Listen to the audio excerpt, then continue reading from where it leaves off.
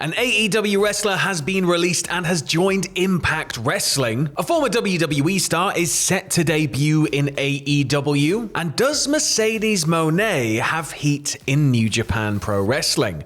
Stay tuned for all the deets. So kicking things off with the news that an AEW talent has just went and signed for Impact Wrestling.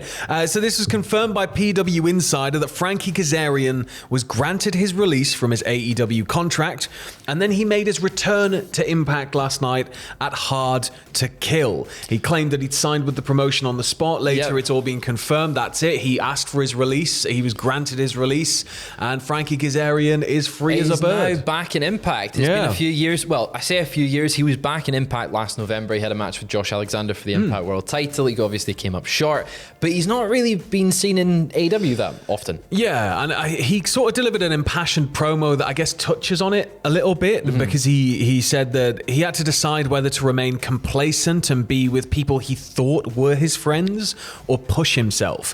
The report notes that following his Impact World title match in November, Kazarian had asked for his release from AEW and it was granted around then in what was reported to be an amicable situation, and that the door's open for a return because he did business the right way, I guess. And it's, you don't slam the door on your way out as long as it's sort of, you just got to leave a little mark next to everything, don't you? Yeah, so it's like, I mean, he's one of his best mates and former tag team partners, Christopher Daniels, is still with AEW as in backstage positions. Kazarian, it seems like someone, I feel like he would have transitioned into that himself, but he's still got things to give in the ring. Clearly, he feels that himself.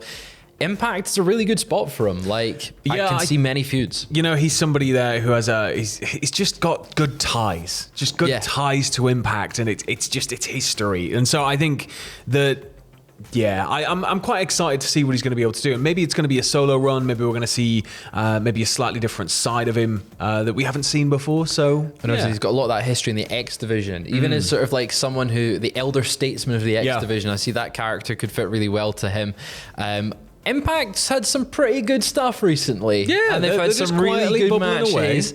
Kazarian, a great addition to the company, and just the wealth of knowledge and expertise. I mean, he's going to be able to just bestow that on people by just standing around. Exactly, just stand sort of there. Radiate from him. It's like everyone else is just sponging up his knowledge.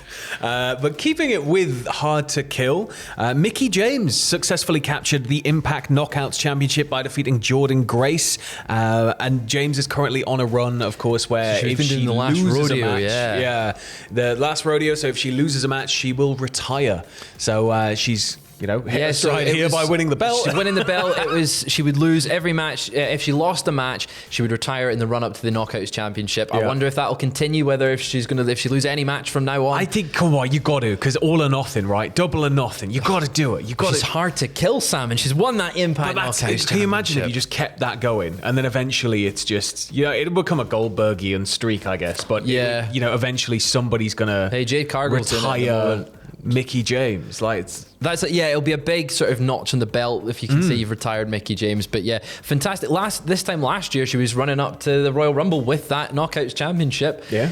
Would we see it again? I mean, it would be pretty cool if we did, but having her back as Impact's Knockout Champion. Would they let her carry it down rather than, way? And then go, that's the Impact Women's Championship, bye. And then that's it. That's all we hear. But it'd be pretty cool if she got an appearance there. But really cool Mickey's getting that championship. But it wasn't all that happened at Hard to Kill, because there was yet another juicy bit of news where we had still Santino Marella, because WWE had apparently let the copyright on it lapse. They let the trademark lapse, which Anthem had picked up and have as under their ownership. They picked it up in December, and he can use the name for the company. So Santino Marella is now the director of authority, and he comes out with his little badge. Yeah, he's got his little police badge. He's got kind of a 70s cop show theme. He's got an FBI style jacket, except it just says DOA on it, which I thought was amazing. Great. Just a nice little touch. He was going to have Falcons swoop in. Okay. But he didn't. And then he had to cancel Elephants as well that he had maybe planned.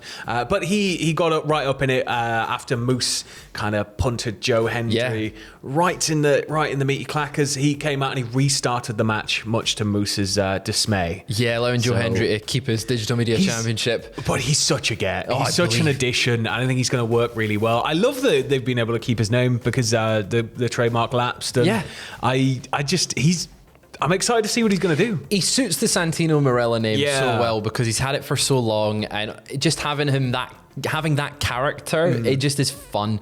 He's one of the best comedy wrestlers of all time. Oh, for sure. Having him in this position just keeps him on TV, keeps him relevant. It's like he was just stood there before he even really said anything. He just stood there with the badge on and the jacket that just said DOA on it, and I was just like, he's already funny. Yeah, it's just even his mannerisms and the way he says things, it's brilliant.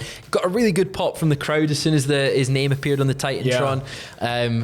Really, really great to see him in Impact. He was there actually not that long ago, but under his real name, I believe. Yeah. So it's I wonder if they'll refer to them being the same person or not. Or that's a lie. Let's make them family. Yeah. So moving over to the AEW side of the fence now. During last night's AEW Rampage, it was announced that former WWE Cruiserweight Champion and New Japan Pro Wrestling Junior Heavyweight Legend, also Kushida, will face off against Darby Allin on this week's AEW Dynamite for the TNT Championship. So Kushida just making waves, popping up in AEW. He's coming for the belt. He was in an Impact as well recently. He's had quite a year where he's popped up in New Japan, he's popped up in Impact, and now he's going to be popping up in AEW. A TNT Championship Open Challenge. If this is the start of them again, please, it boosts the belt so much. Yeah, I'm a big fan of open challenges when they're like handled properly, and I think it's been a while since we've seen an open challenge by any company really being dropping the ball. Yeah. So because it's always just such an exciting prospect. You don't know what's coming. And yeah, Kushida, Darby Allin. The pace of this one is going to be absolutely brutal. And I can't wait to see it. I hope this is a sign that Kushida maybe has a more regular spot in AEW. Perhaps like every now and again, have him just show up, have a banger, and then leave, and then come back and have another banger. Especially if Forbidden Door happens this year again. Him and anyone will be good. Well, this is it. I'm sort of loving that the wrestling's feeling a little bit more liquid now. We're just seeing people moving all over the wrestling world, and it's all just a good thing, isn't it? But there was an announcement on SmackDown last night, wasn't there, Fraser? There was. So during SmackDown, Adam Pearce announced that there would be a tag team tournament to determine who would face the Usos for the SmackDown Tag Team Championships. Now, a first round match has been announced, which will see Sheamus and Drew McIntyre, aka the Banger Bros. Which I'm all for. You're for the Banging Bros? It should be, they could have just called them the Bang Bros, but I think that trademark might already be. Someone else might have that one. Yeah. But they will take on the team of the Viking Raiders. More matches are expected to be announced. I thought you were innocent, Fraser.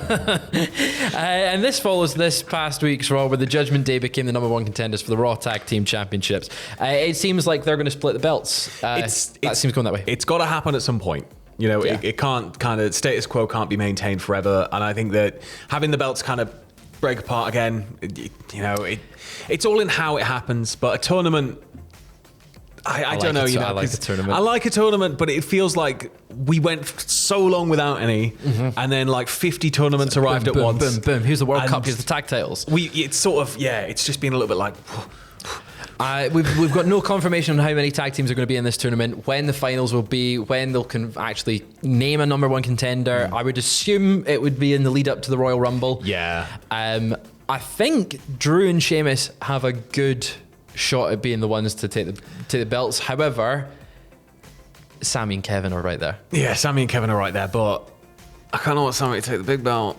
Yeah, that would be a good option. Really, but really we will keep an eye on how that tournament progresses. I'm sure we'll find out in the next week or so. Well, for our final piece of news for the day, unless there's anything else that breaks later, at which point we will be back, we're going to go over to New Japan Pro Wrestling. Now, this one comes from the Wrestling Observer newsletter, with Dave Meltzer reporting that there were people talking that because of the belief that Moné has been promoting Sendai Girls, Mercedes Mone or Sasha Banks, has been promoting Sendai Girls and Tokyo Joshi Pro Wrestling more than World Wondering Stardom and the IWGP Women's Championship since her WWE New Japan Pro Wrestling debut, that it's potentially causing some issues. So Moné posted photos of her training at the Sendai Girls dojo, and she also mentioned wanting to face women in Sendai Girls as a promotion and Tokyo Joshi Pro Wrestling. The feeling is that Moné should only be promoting Bushi Road companies in Japan, since she's under contract with Bushi Road, who owns, New Japan Pro Wrestling and Stardom. Meltzer claimed that this is the business mentality in Japan, but this likely has not been explained to Moné, nor will it be following the success of Wrestle Kingdom 17 and New Japan Pro Wrestling Battle in the Valley selling out. Yeah. So it's sort of like, well, yeah, but you can't really argue with the results. It's like she really should not be doing that, but my God, has she given us ticket sales? It's a respect-based culture quite heavily, and especially in business is very, very serious, and it's not surprising that people would be thinking, oh God, this might cause some problems. So it's I don't know if it really will be causing too many problems, because overall I don't know if I see Mercedes Mone long term with New Japan. It feels like she's very much going to be in just the world of wrestling as a whole. So it's a bit weird. It's interesting because of course if someone was to do that under contract with a different company like WWE, there would also be a little bit of like, you really shouldn't be doing that. But as you said, there's a much more respect-based culture out there, and it's a shame she genuinely might not be aware of that. Yeah, I just think that maybe if if it had been a problem, I think it would have been all over the news already and addressed, and it would have, because I think it's just one of those things. But we'll keep you updated. We'll keep you updated if anything develops. But to be honest, I think Mercedes Mone is just going to keep on going in New Japan, and just strength to strength. Because absolutely. She's great. She's great, and she sold out seats for New Japan Battle of the Valley and Wrestle Kingdom, even without being advertised for it, which is pretty cool. She's also quite a big star. So also need to plug this one. 7:45 p.m. tonight. Go and check out who will buy WWE. We plugged it in the last video, but we're plugging it again. It's coming tonight. It's got breakdowns, and the thumb is full of logos. Honestly, look at it. Yeah. Look at that. You can't see it because we're probably in the little box by this point. But if you go back to the other video and watch that, you'll see it. Zoom in. Or if you wait till 7:45, click on it when you see it pop up. Yeah, go and check that out. We might be back with news again in a little bit if anything else breaks. But if not, have a wonderful weekend, and we will catch you all next week.